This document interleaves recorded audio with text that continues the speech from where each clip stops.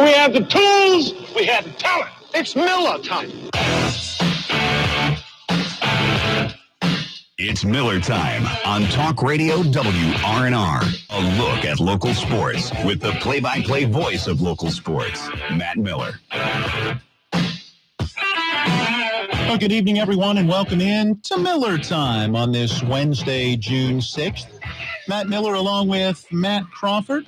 Plenty to talk about. A lot of day baseball in the major leagues, including our Washington Nationals and as well the Baltimore Orioles. A national champion was crowned in women's college softball on the Division I level last night. There's some minor league baseball tonight after they got rained out yesterday in Hagerstown. The NBA Finals resumes with Game 3 tonight. The NHL Finals still off until a Game 5 tomorrow.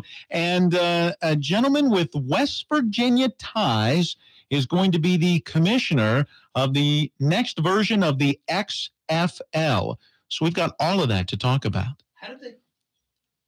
Matt, you want to put me on the right mic? There you go. Is that better? Yeah, there you go. I am. Can you hear me now? Sound like you were in a cave somewhere. It did. How did they get rained out in Hagerstown yesterday? Must have been the way that the storm came through. We played church league softball out at Independent Bible Church on Route 9 as you're headed between Martinsburg and Hedgesville.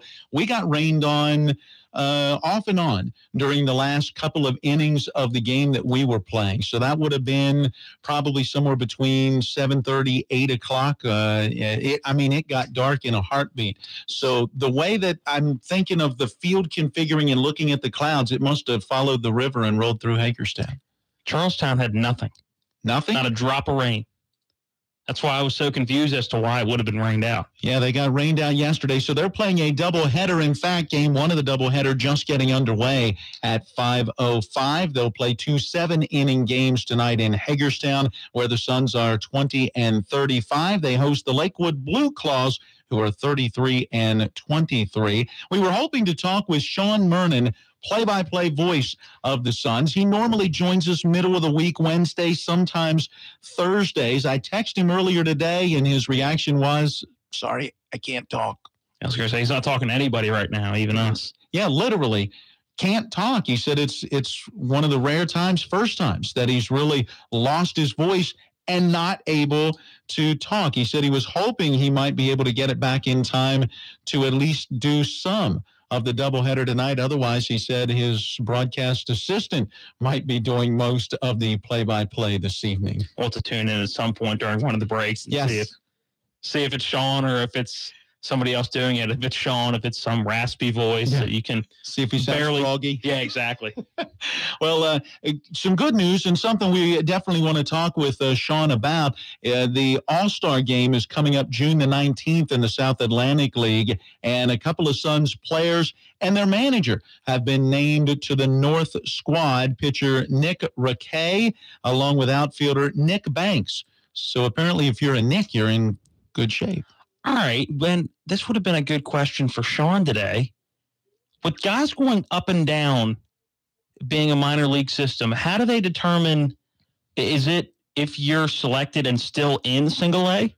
Yeah, I'm sure, because they want you to be there for the game. So you're looking at players that are... but what if you get selected and 2 days later, you're called up? Then they're going to go to whatever their reserve category would be, just like in the big leagues if someone gets injured or something happens that they don't play. Yeah, but you have a much likelier chance, much more likely. And I don't think likelier is a word. It worked for me. I was going to say, you know what I meant. But you think about that, and you're a lot more likely to be called up in the minor leagues than you are to be injured and not be able to make it in the major leagues. I don't know. I guess I don't really see the point in doing a class single A All-Star game. Well, and I would think, though, too, that parent clubs may be looking at some of those dates and figuring, I'm probably not bringing this guy up until they get through the All-Star break. So I give him the first half of a season in a particular city at a particular level, and then get through the All-Star break and then go, okay, now is the time I want to move this player to high A or to double A and see how they begin to do there in what would then be the second half of the season. I don't know. I guess I'm just kind of not getting the single A All-Star game aspects. I mean, guys that aren't going to stay in single A very long. What's the point of really having an all-star game? Once you've reached the majors, okay, you're a major. You're the best of the best. And single A, congratulations, you're the best of the first tier of the minor leagues. To me, it's I don't know. I don't get it. I try my best, Arnold Schwarzenegger, here to call you a potty pooper. It's not that I'm a party pooper. It's just at certain levels, why is it needed? These players have earned this opportunity. They have played well in the first half. But apparently not well enough to get called up. Yeah, okay, but you're talking single A. There aren't a lot of guys that go from single A to the majors. I'm not talking like the majors. I'm talking to double A or higher class single A.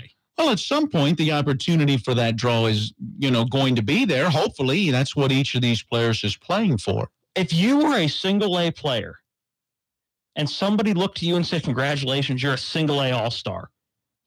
To me, that means, okay, I'm a single A all-star, but not good enough to be a double A player. Well, it's not saying necessarily you're not good enough. You're just not at that point yet. There are still elements and aspects of your game. But if you're one of the best single A players, how does that not make you good enough to be moved up to start working on your double A skills? Because you're just not ready for that next step yet. But you're ready. But you're good enough to be a all-star in single A. Yes. All right. Which means hopefully that next step is in your near future. It shows that So you're saying the step is single A to single A all-star to double A.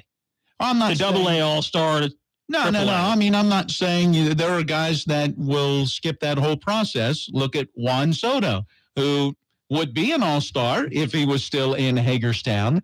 Maybe an all-star by the time we get to the major league all-star break, the way that he's been playing, as he had a couple of hits and an RBI in a Nationals win today. So he's gotten a hit, reached on a hit in 10 starts as a National. That's pretty good. I think it was 10 of 13. He started 13 times for the Nationals this year. And I think it's the way that he's going about it because, you look at his hits and he went the other way today to be able to get an extra base hit and drive in a run. And, he's taking that pitch off the outside part of the plate. He's doing things that you don't necessarily expect a 19-year-old rookie to be doing. Yeah, exactly. And we've heard Davey Martinez talk about it. We've heard everybody and their brother talk about, as a 19-year-old kid, the plate discipline and the plate vision he has. And again, at 19 years old, if he's from the United States, that's a year out of high school. And he's in the major leagues and has the plate discipline like that. Not many people can do that. All right, let's go back to last night before we talk about today's Nationals game. Or look at yesterday in history? Not yet. That's coming later. We've got to go to last night because while the Nationals were a winner today over Tampa Bay, 11-2. Again, we'll get to that in just a few minutes. In fact, we'll probably get to it after our break. We got to go back to last night so that we can have a chance to talk about another incredible effort from Max Scherzer. 13 strikeouts, gave up just 2 runs, pitched, 8 innings, and in the 6th inning had an immaculate inning. I had to look up what that meant. I've been playing baseball since T-ball. I had to look up what that meant last night. So you hadn't seen that. But now I know. And for those of you who don't know, because I'm sure there's a good bit of people who don't know what that is. That is 3 strikeouts on 9 pitches. So that means he went 1, 2, 3 times. 3 consecutive strikes for 3 consecutive strikeouts. That doesn't happen often. No, he's tied for, I'll get the list during the break, but there's a list of, I think there's 4 other pitchers that have done it multiple times in their career. It's Sandy Koufax, Randy Johnson, Nolan Ryan, and I know I'm going to forget the 4th. It's not Walter Johnson. There's a 4. I'll look up the 4th on but he's in a class you're going, wow, those guys are considered the greatest pitchers of all time. Well, right now, Max Scherzer is showing that he's the best pitcher this year. He's now 10-1, has been the National League Pitcher of the Month each of the first 2 months of the regular season. Oh, and by the way, this was his first start in June. He's already making a bid to be the best pitcher in the National League in June. Well, let's take you to the highlight last night as he finished up that immaculate 6th inning. You don't see it a lot. See if these fans get behind him. 9 pitches, 9 strikes, 3 strikeouts. He's got a chance to do it. 0-2 on Robertson. Max has the sign. Severino sets up away. Here's the pitch. Swing and a miss. He did it.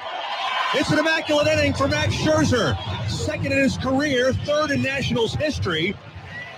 He strikes out the Rays in order on 9 pitches. It does not get any better than that. That's efficiency right there. Yeah, at its finest. And I don't know.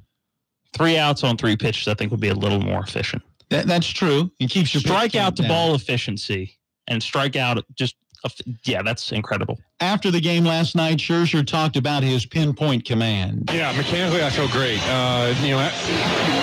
Going into that Baltimore start, that's when I took my hands a little bit lower and away from my face, so that when I came back to the set position, my bounce point, my hands are just a touch away from my face a little bit more, and that puts me right on line with all my pitches. And when I can get on line and get on top of the ball and behind it, that's when everything plays at its best.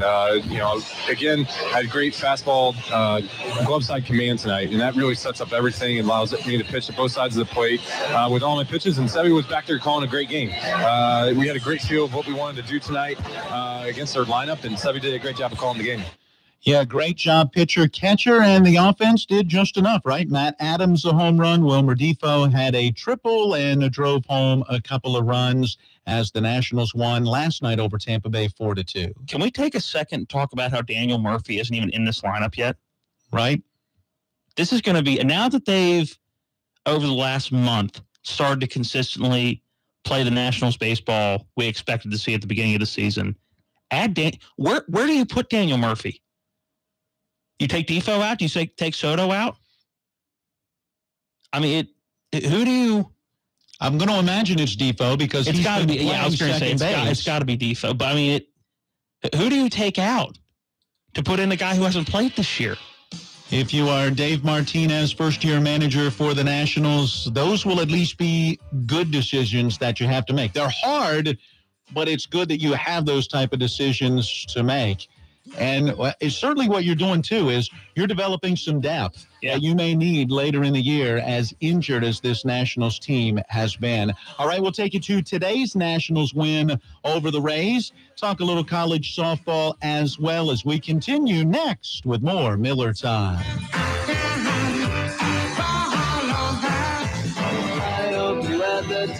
Talk Radio WRNR, in partnership with Farmers and Mechanics Insurance Companies, is proud to announce a new way of celebrating the best things in your life with your life announcements. But we need your help. When good things happen to you, we want to hear about it and let others in on it as well. Send us your birthdays and newborn birth announcements, engagements, weddings, wedding anniversaries. We want to hear about your family, your business, your church, or your organization's best moments and accomplishments. Welcome your new neighbors or pat your favorite teacher or coach on the back. Send us your attaboys and your attagirls. To send us your life announcements, email them to us at promo@talkradiowrnr.com or mail them to Talk Radio WRNR, P.O. Box 709, Martinsburg 25402, or go to www.talkradiowrnr.com for more details. Include as much information as you can, who's extending the wishes, and a way to contact you. We'll broadcast these announcements 3 times per day. It's your life announcements from Farmers and Mechanics Insurance Companies and Talk Radio WRNR. I'm Ari Wolf with NFL Network Now on the Westwood One Radio Network. Tom Brady and Rob Gronkowski return to the Patriots on Tuesday for the start of the team's mandatory 3-day minicamp. Both players have been absent from the voluntary portion of New England's offseason program. The duo reportedly are both seeking new contracts before the start of the season. Meanwhile, Giants general manager David Gettleman announced on Tuesday he has been diagnosed with lymphoma after it was recently discovered during an annual physical exam.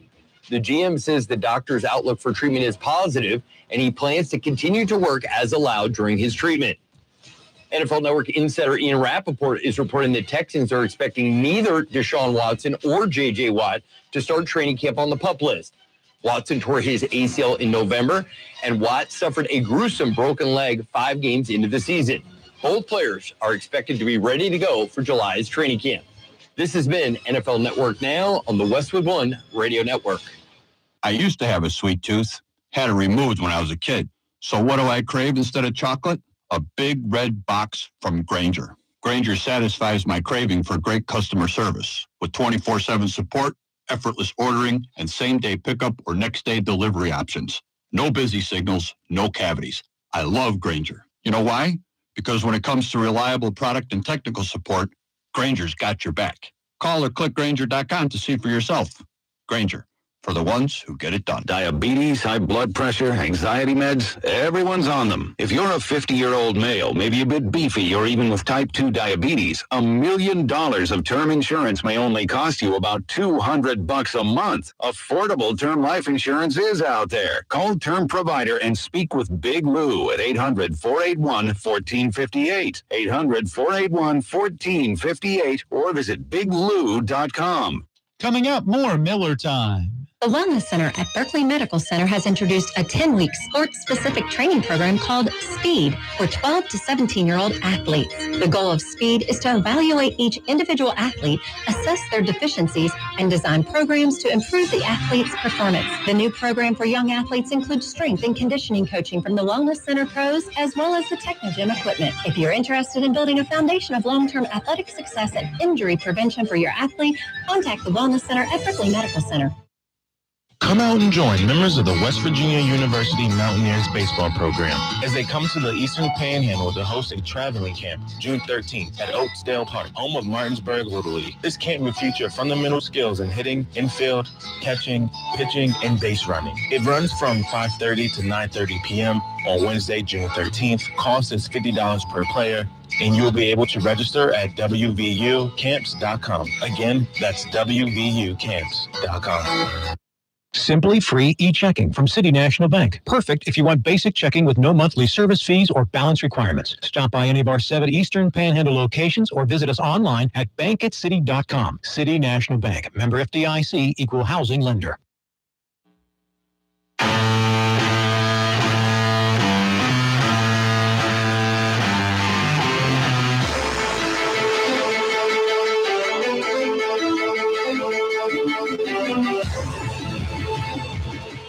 It's our dramatic music re-entry into Miller Time.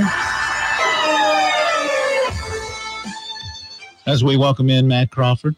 What's up? How's it going? I'm doing well. You're not doing so well, as Caleb Falero will join us after our bottom of the hour break and our new feature, Yesterday State in Sports History. That's when we'll talk a little NBA Finals and some tweeting going on during the game. I'm not going to get involved now. We'll talk about it after the bottom of the hour. We're gonna hold that. We're continuing to talk Major League Baseball right now. As going into the break, we were hitting Max Scherzer's outstanding effort in the Nationals' win over Tampa Bay last night. Today, they didn't have to have that strong a pitching effort, although they got one from Tanner Roark and the bullpen to close it out, as Roark went 6 innings to get the win. The Nationals got the bats going with an 11-2 victory. And 5 runs in the first inning. Yeah. That helps. You can get a 5-run cushion in the first inning. That's usually a key to success. And Roark helped himself with a base hit to drive in a couple with 2 outs in. Look at that. Pitchers doing their job. Oh, who needs the DH? Me. Why? Because I want to see somebody hit who is generally going to hit better than most pitchers hit. While he did come up with their athletes, they're baseball players, but they need to be able to hit the ball. They are, but they aren't. Admit over the last 5-6 years, pitchers have been hitting a lot better. Can you admit that? I guarantee you. Some have. If you look at the stats, pitching numbers at the plate are up. I'm willing to put a $5 bill on that. I'll have to check my pocket and see if I have one of those. Sports bet gambling is legal now in the United States. States. Working on it. Yeah, not. Do you see who the governor of Delaware yesterday put $5 on the Phillies to beat the Cubs last night, or $10? That was the first legal bet of this whole thing. Was the governor of Delaware going and putting $10 on the Phillies to beat the Cubs, and he won that bet because the Cubbies lost last night. That's neither here nor there. No, it is here because the Phillies and the Nationals and the Braves are all battling for that top spot in the NL East right now. So it is here. It's important that we talk about the Phillies' 6-1 win over the Cubs. Okay, you've mentioned it. Now move on. All right, we will. Right now, the Phillies 2.5 back of Atlanta. The Nationals half a game back of the Braves before Atlanta plays later today. The Braves walloped the Padres yesterday 14-1 was the final. We'll get to the O's in a minute. First, let's go to action as you heard it right here earlier this afternoon. Part of the big offensive output for the Washington Nationals, Anthony Rendon with a big double. Here's a swing and a line drive left center field by Rendon. That's down and in the gap and rolling to the bullpen fence. Takes the carom off the angled wall. Turner has scored. Harper around third coming home. He'll score standing on a double to the gap for Anthony Rendon. His 13th double, RBIs 18 and 19. And the Nationals have had the first three reach.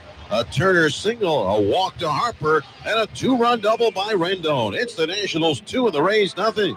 The first inning would continue with Michael Taylor at the plate. Now the pitch swung on and line hard to right. Gomez in the run, can't get there. By him into the fence.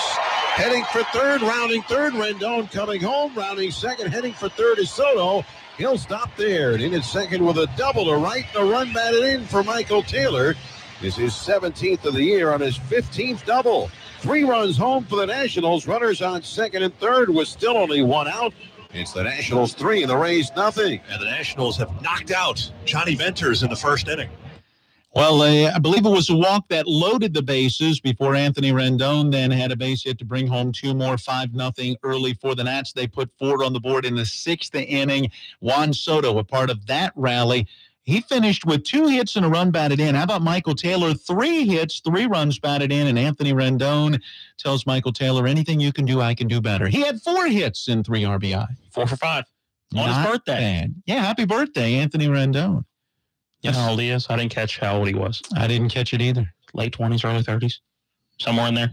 Hey, I don't care how old he is as long as he keeps playing the way he's playing. Absolutely. So the Washington Nationals now will welcome the San Francisco Giants into Nationals Park, and that will come this weekend. I believe they are off tomorrow, and then the Giants come into town. And get your tickets now because it's Ryan Zimmerman bobblehead night. Yeah, Friday, June 8th. Presented by Delta Airlines. First 25,000 fans pick up the 3rd of 5 Nationals bobbleheads this season. And game time 7:05. Go to nationals.com today for ticket information and then head to the ballpark and get your Ryan Zimmerman bobblehead. Do you ever look at pitchers like Max Scherzer right now? And obviously you look at the great pitchers in MLB history and you watched you watched a good bit of them play throughout your lifetime. And did you ever just sit back and go, we may be watching one of the greatest pitchers of all time play right now? 20 years from now, people are going to look back and go, Miguel Cabrera, one of the best hitters to ever play the game. But right now, it's just like, okay, that's Miggy being Miggy. Do you ever just sit back and think, okay, right now the streak that Scherzer's on over the last couple of years and really his entire career, going back to Detroit even. Well, I've had the privilege of watching at least, I would put him in the category, right now of 2 others that I've seen. And of course, I grew up seeing Nolan Ryan in the mid-'70s when I was just a kid and really starting to fall in love with the game of baseball. And right up until I got married, I was watching him play right up until the 1990s and throwing his 7th no-hitter. And then Randy Johnson. To watch what he was able to do, not to mention guys like a Greg Maddux, who, if you met him on the street, must be an accountant or something. Yeah. And then you watch him go out there and dominate the way that he was able to. There have been some good ones there, and Scherzer certainly fits in that mold. It's just amazing to sit back and you don't realize it watching it until you actually sit down and look at the numbers and go, 15 years from now, 20 years from now, people are going to go, Max Scherzer was one of the greatest pitchers of all time. And right now it's just, all right, Scherzer's starting again. He's got a sub-2 ERA again. It's not anything. Yeah, it's not anything special right now. But we're watching a guy that's going to be a first ballot Hall of Famer, a guy that's going to go down as one of the best pitchers ever. We need to get in our bottom of the hour break. We've got news, weather, and NBC Sports Radio update. Then it's yesterday's date in sports history before we turn to the NBA Finals. Game 3 coming up tonight. This is Miller Time.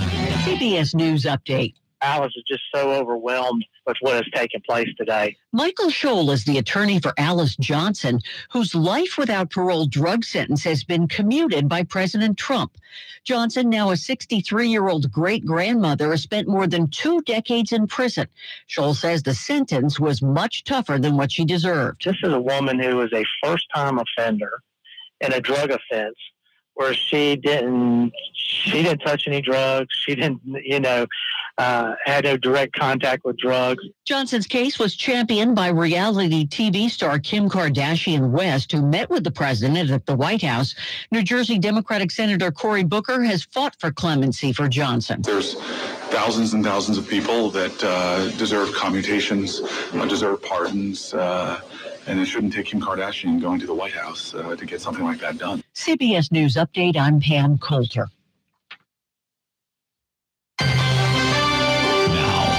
Local forecast. Weatherman Bob Kukin. Evening temperatures dropping through the 60s pretty quickly under a clear sky with light winds. Our early morning low temperature right at about 52 degrees at sunrise. Lots of sunshine coming up for tomorrow, though, and a warmer day ahead with a high close to 80. And on Friday, some sunshine followed by scattered afternoon clouds, small chance of a shower, and a high temperature near 85. I'm Bob Kukin, Talk Radio, WRNR. WVU Medicine has combined the Jefferson Medical Center and Berkeley Medical Center sleep labs into a new sleep center at the Viking Way Commons in Martinsburg. Operated by Berkeley Medical Center, the WVU Medicine Sleep Center features 8 beds with private baths and Sleep Number adjustable beds. The Sleep Center provides services that help identify and treat sleep-related disorders like snoring, sleep apnea, insomnia, narcolepsy, restless leg syndrome, and excessive daytime sleepiness. For more info about the Sleep Center, call 304-821-1460. As Asanovich goes to second for the 2 RBI double, and Martinsburg is on the board first. This is West Virginia State delegate and former Little League All-Star Jason Barrett. I can still remember those summer days, the fun of playing baseball, building friendships, and learning lessons that are still with me today as I serve the people of the 61st District. I'm proud to support this year's All-Stars and wish the best to each team. 61st District Delegate Jason Barrett. Trusted leadership, real solutions. Your NBC Sports Radio update starts now. Here we go. Warriors Cavaliers in game number 3. Golden State up 2-0 in the series. They'll tip off just a little bit after 9 o'clock Eastern. Andre Iguodala still a game-time decision. He has missed 6 consecutive playoff games. DeAndre Ayton worked out for the Suns today. Reports are it went very well, and he then said he is not working out for anyone else because he knows he is going to be the number 1 overall pick. John Harbaugh and Baltimore Ravens owner Steve Bisciotti both fined for undisclosed infractions of league rules. The Ravens also forfeit 2 OTA practices. French Open, Simona Halep wins. Garbina Muguruza wins as well. The men's side, the matches were postponed due to rain this afternoon. Nationals over the Rays, 11-2. I'm Keith Irizarry. It's NBC Sports Radio and the NBC Sports Radio mobile app.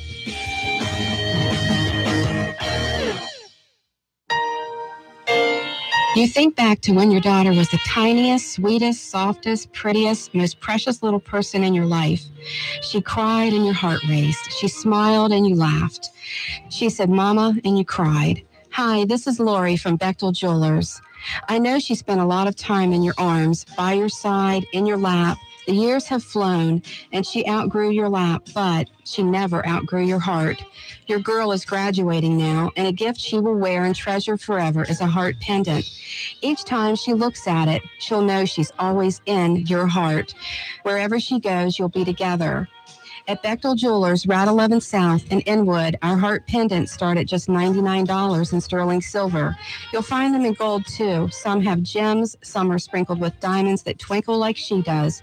You'll find one that fits her, sort of like the way she used to fit in your lap. At Bechtel Jewelers, Route 11 South in Inwood.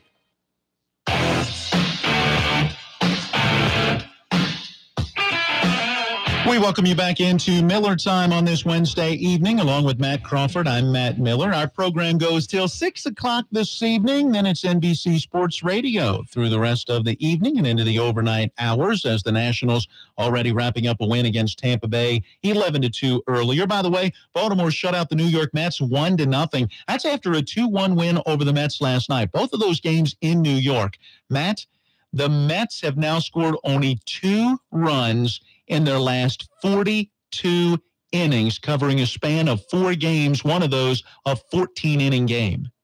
Yikes. No offense. 6 straight games now the Mets have lost. And, yeah, they're falling fast in the East. That the Nats are not playing well. the Braves are playing. The Mets are done. As long as the Braves stay at least somewhere consistent with where they are now, and the Nats keep improving, Mets are done. Yeah, the Mets are now 7.5 back. The Phillies hit a bit of a rough patch, but they've turned it around a little bit, especially with a 6-1 win over the Cubs last night. Cha-ching! That's the second time I've mentioned that. The Phillies 2.5 back. And go ahead, bring up the Rangers. They won last night, 7-4 over the Oakland How's it feel to A's. get the first win of the year? That was way back in April. So season started in March. What's that? Season started in March. It was like the last day of March. Come on. It was like the 26th. There was 3 or 4 days. Well, since we're looking back, let's go ahead and bring in our feature, yesterday's date in sports history. Today, June the 6th. So these are events that happened June the 5th in years gone by. 1869, the third Belmont is run. Finian is the winner. I don't recognize the name. We'll talk some Belmont later this week with Eric Zimney. Yeah, as we could see a Triple Crown winner this weekend. We'll see how it plays out. Let's roll on through to 1941. I love this one. Sander Sabo beats Bronco Nagurski in St. Louis to become the wrestling champ. Bronco Nagurski, one of the greatest athletes of all time. One of the greatest names of all time. Absolutely. 1948, the Phillies' Richie Ashburn sets the NL rookie consecutive hitting streak record at 23 in a row. Not too shabby. It's so DiMaggio, but it's not bad for a rookie. No, but you're certainly anticipating as a rookie, the pressure builds every single game. Yeah. All right, let's go to 1952. Jersey Joe Walcott beats Ezzard Charles in 15 to win the heavyweight boxing title. 1955, the Yankees' Mickey Mantle hits a 550-foot home run off of Chicago's Billy Pierce. 550 feet. How do you do that? Especially back then. I mean, those guys weren't big. That's just a fluid swing. Yeah. Generating a ton of power. All right, it was June the 5th, 1974. The A's' Reggie Jackson and Bill North engage in a clubhouse fight in Detroit. So they weren't even at home. They were on the road. Where are your manners, young man? You might act that way at home, but you don't do it on the road. You want to wreck your own house. Well, I guess. Maybe that's true.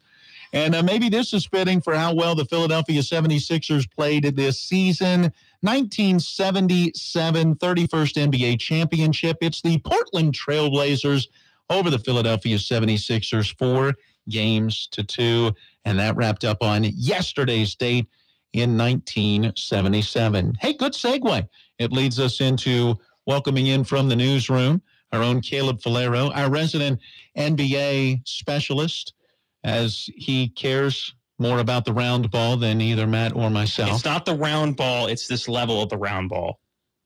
I love college basketball. It's the NBA. So don't say just the round ball. It's this level of the round ball. So you know me. I live and breathe Maryland basketball. Specifically the National Basketball Association. Correct. You don't want to be associated. Correct. Caleb, you are associated. What is your take heading into Game 3 tonight? Is this the game the Cavaliers win? I don't think so. Iguodala, they are saying that he's game time decision, but Steve Kerr came out and said he's likely to play.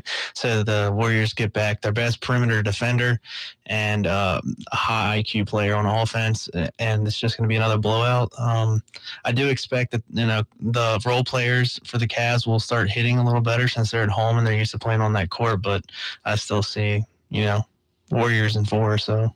Really, you're still calling for the sweep? Because, see, I think this is the one the Cavs get.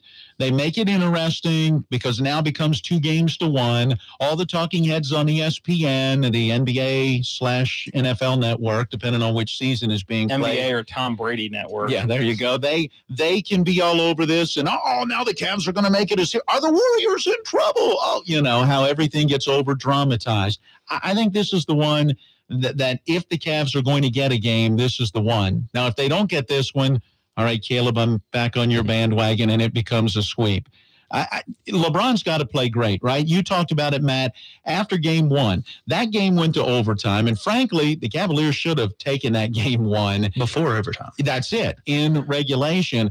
But ultimately, LeBron James had to score 51 points just to give him that opportunity. Game two, LeBron comes back to earth, still scores 29. I mean, that's not bad. 13 boards, 9 assists. Yeah. Again, almost. So he's in the first game, he was 2 rebounds and assists away from a triple-double, and then was a assist away from a triple-double in game 2.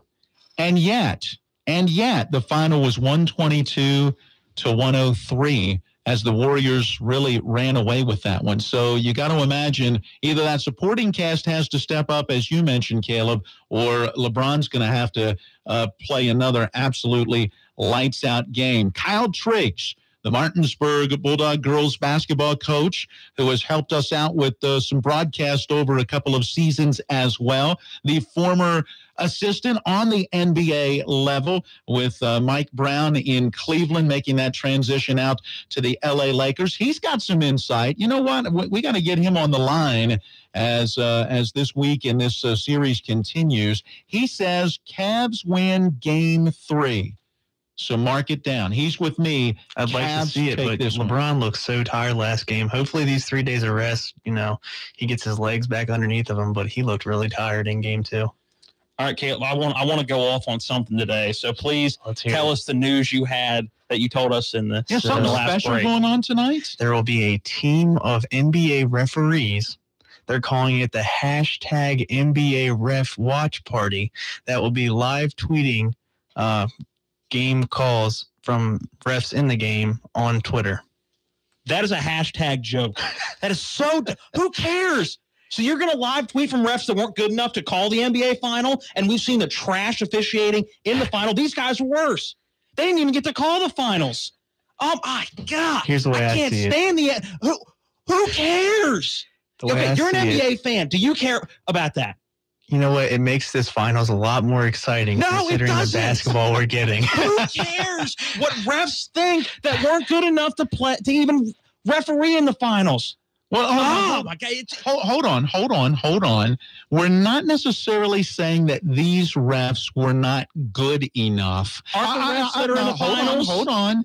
We're talking about a rotation and so forth. Some of these refs that will be tweeting, I'm sure, have called NBA finals in the past, but you only have, 4? 3 on the floor and 1 on the bench. And there's a crew of 9 total that were selected for the finals. So possibly some of these guys will be reffing other games of the finals. So don't put them down like these guys you really just think weren't that good the enough. referees are going to totally contradict what the referees on the court said?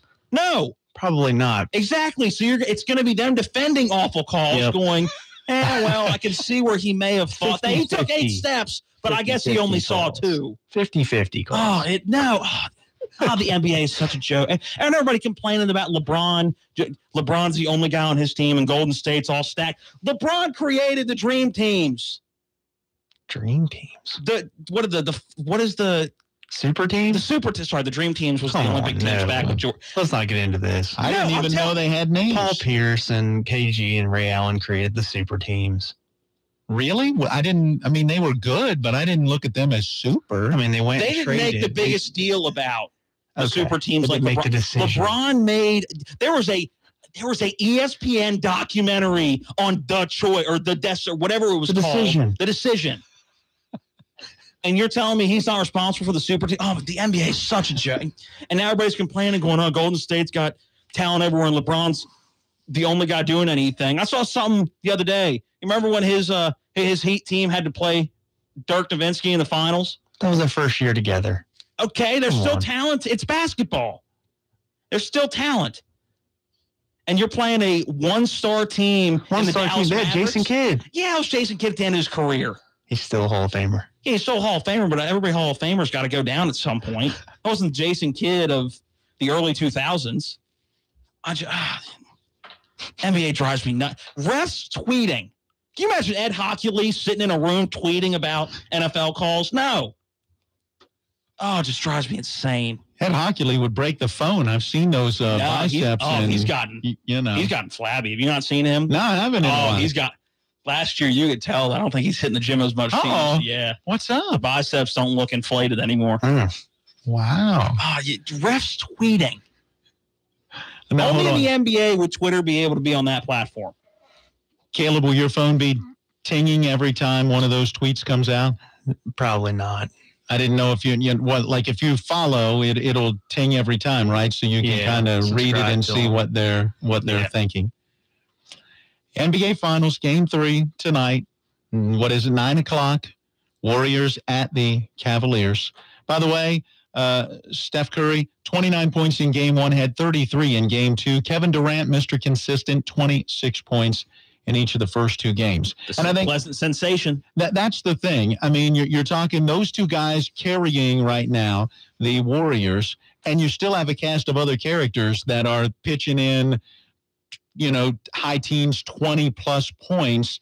You've got LeBron and, Kevin Love did have 21 in the last game, but it's got to be that cast of characters that has to step up for the Cavaliers. Now, before we end our rant, as we need to get in another break, let's go back to about the midpoint of the season when the Cavaliers weren't even going to make it to the playoffs. They're doomed, but LeBron's going to leave before the season ends. But then they made the big trade moves, and they brought in all those young guns, a bunch of guys from the West that were going to come in and make this East team instant competitive, and they did. Those guys came in and they made them competitive in the East and competitive against a Celtics team that was totally.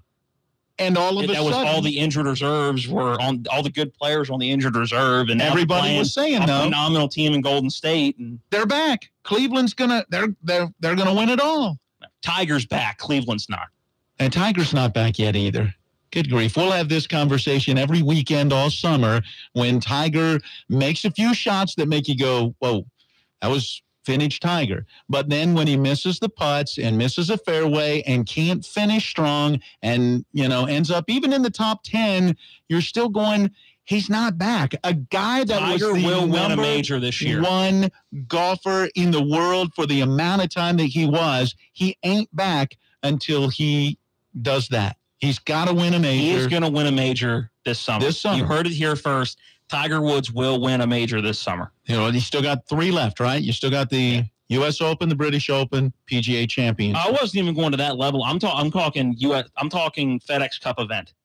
Oh, then that's not a major. Well, you teach this guy golf over there, Caleb. Come on, the majors are their sport. No, I know. I misspoke. I'm sorry. When I said I was a FedEx Cup tournament. I was thinking tournament. He will win a tour event. He will win a tournament. I'm sorry. When I was thinking tournament, I said major. That's cool. He will win a tournament this summer. He will win a FedEx Cup tournament this summer. All right. I will look forward to seeing that happen, and we will look forward to talking about it right here on Miller Time. All right. We've got about 10 minutes left in the program. Got to get in a break, and on the other side, we'll turn to the NHL and the XFL. It's back, or at least it will be. And wait till you find out who's going to run it. All of that coming up. The hip to the hip hop, you don't stop the rocket to the bang bang boogie. Say up, jump the boogie to the rhythm of the boogie beat. The 3rd annual Circa Blue Fest, June 7th through 10th, is fun for everyone. Enjoy music from Seldom Seen, the Darrow Webb Band, Circa Blue, and many more at Harry D. Shelley Park in Martinsburg. Cost is $25 daily, $45 for the weekend, $50 for RV and tent camping, and kids are free. Bring the whole family for some great music and award-winning barbecue. The 3rd annual Circa Blue Fest, June 7th through 10th at Harry D. Shelley Park in Martinsburg. Tickets can be purchased at brownpapertickets.com. Event will happen rain or shine. The WVU Medicine Spring Mills office building is now open. This new 3-story, 40,000 square foot facility is conveniently located off Interstate 81, exit 20 at the intersection of US 11 and Campus Drive. The WVU Medicine Spring Mills medical office building features many different offices and services for area residents. It's now home to urgent care, women's imaging center, lab services, and primary care pediatrics. The WVU Medicine Spring Mills office building now open to serve you. Human trafficking is modern-day slavery, and it happens in our own communities. Victims can be any gender, age, or race. Join the Department of Homeland Security's Blue Campaign to learn how to recognize and report this heinous crime. Visit our website at www.dhs.gov/bluecampaign. That's www.dhs.gov/bluecampaign.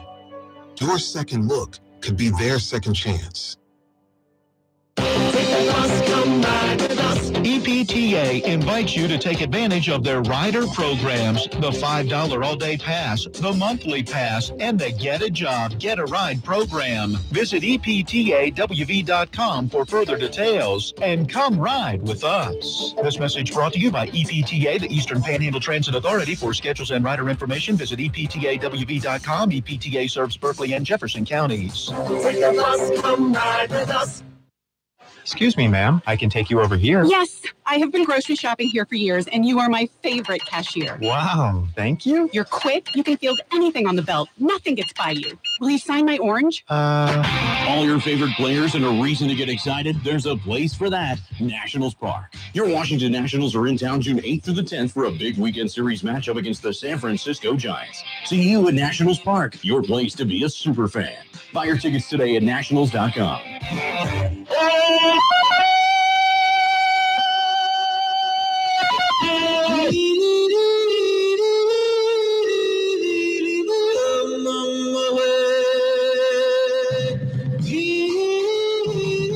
We welcome you back into Miller Time on this Wednesday evening. Matt Crawford getting out his final scream over the NBA as we transition on. All right, to... well, is that why you did that? Yeah, just for you. I knew there had to be a reason. You were panicking trying to find this specific song. I just wanted to get Tarzan in there and, let your lion roar out. Refs tweeting throughout the game. Don't you want NHL refs tweeting in Game 5 of the Stanley Cup Final? No, because NHL refs are awful. The officiating in the Stanley Cup has been atrocious. And yet, the Capitals with a 3-1 lead and a chance to close it out tomorrow night on the road. Let's hear from TJ Oshie, first of all, about the importance of trying to close it out right now, not letting Vegas back in this series. I think it's maybe more important now than ever before to really focus on just the first period. We've done a great job of not getting ahead of ourselves. We haven't been getting too high or too low, whether the other team scores, we score, we win or they win. We've been pretty level-headed through this whole thing, and it seems like everyone's just really excited to go out for their next shift and get the job done. So we'll take that same approach. Obviously, it can be easy in a game where you can clinch to get a little bit ahead of ourselves, but we got a good group of leaders in the room and some young guys that have jumped on board, and we'll be focused at the start. They were certainly focused in Game 4, coming out the way that they did. Again, caught some breaks, some pucks hit the post, but they were right there in it early, fighting hard, and then getting the 3 goals in the first, 1 in the second to take that 4-0 lead. If they play with that same focus and intensity, I think they wrap it up tomorrow night. Hands down. I'm more interested. You heard TJ Oshie just comment about maybe getting ahead of yourselves if you're the Washington Capitals. I'm more interested to see what Vegas looks like. At the end of Game 4, they looked like they had just lost the Stanley Cup right then and there. I mean, they were a deflated hockey team that entire third period. You saw a little bit of an energy spike when they brought it to within 2 goals at 4-2, but really just they looked like a deflated hockey team. So I'm interested to see how they rebound and come out, and whether it's going to be a cakewalk for the Capitals because Vegas threw in the towel, or whether Vegas is going to come out with a fire lit under them. They will drop the puck tomorrow evening in Las Vegas at 8 o'clock. John Walton has the play-by-play. The coverage right here will begin at 7:45 tomorrow evening. Congratulations to Florida State as the Seminoles claim the College World Series softball championship. They were dominant last night over Washington, 8-3 the final. They hit 3 home runs in bringing home the title. We talked briefly about their 1-0 win in Game 1 on Monday night. On yesterday's Miller Time last night, Florida State wrapped it up, and you got a chance to hear that play-by-play right here. They were scheduled for Game 3 if needed tonight. It won't be needed, so stay tuned for NBC Sports Radio. Now on to a big story. Former WVU quarterback and athletic director Oliver Luck is leaving his high-ranking NCAA position, a position that he took when he left West Virginia. Why is he leaving?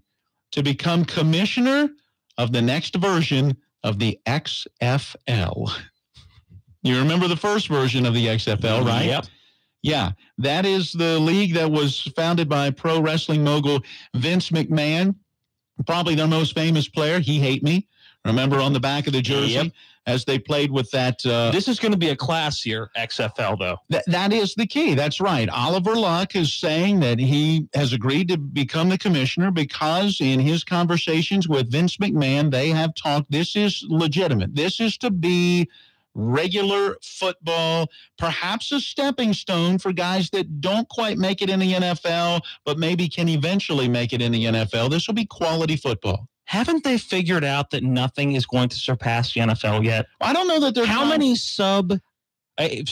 semi-professional football leagues have attempted to be made and then just fold or get so little interest in them. Well, but I think that's the key in this. They're hoping to keep an interest, not to surpass the NFL. Why would you go in with that goal? The idea, hey, we're going to go in. We want to be second place. Well, not that you're being second place, but you're providing football at a time when football fans aren't getting football. So if you can keep their interest, I agree. I don't think they're ever going to replace the NFL and suddenly every player in Alabama and Florida in the SEC wants to play in the XFL. But I think they can make it interesting. Here is Oliver Luck talking about this opportunity. It's rare that an opportunity comes along where you've got all the right ingredients, I think, for success. And as I got to know Vince and his passion for the game, his entrepreneurial ability, which is, phenomenal, his track record of success, the fact that this is a well-capitalized venture. I said to myself, this is a really neat opportunity.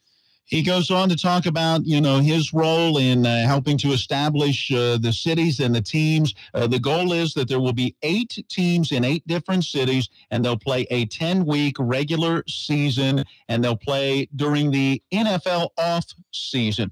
The league is supposed to... the NBA and NHL and baseball are all in full season? Yeah, I'm assuming. I don't know how quickly they plan to start, right after the Super Bowl. Are they looking to jump in the very next week, or will it be more of a spring into early summer league? I'm waiting for more details on that, but they are expected to begin play in 2020. And again, former Mountaineer Oliver Luck will be the commissioner of the XFL. It's going to fold. I give it 2 years. 2? 2. People will be interested the first year. By the second year, now it'll be the newness will have worn off. It's not now. I give it 2 years. Yeah, I think if they do what they say they're going to do and keep it, look, this is legitimate football. It's not all the wrestling antics and hoopla and so forth. I think it can work at least longer than 1 or 2 years. We'll find out. That's going to do it for today's Miller Time. NBC Sports Radio is next.